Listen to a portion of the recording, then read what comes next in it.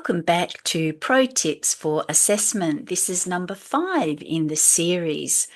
Something I notice as a lead practitioner, and I sign off other people's reports so that they can access the NDIS, is that often the recommendations are not in NDIS language and they're not addressing the NDIS 6 areas that they're interested in.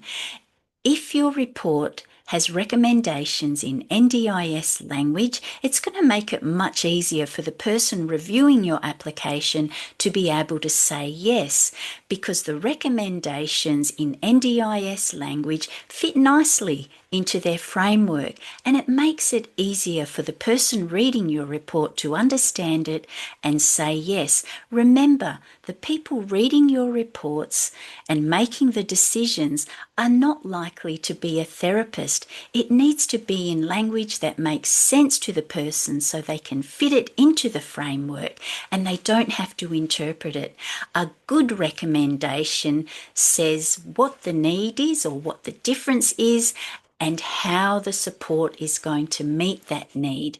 So this is why having a goals framework that fits with the NDIS is so important, because it makes it easier to fit into the framework and easier for the NDIS to say yes and give you the supports that you need and deserve. If you'd like to know more, go to lizsmalley.com and download the free e-guide.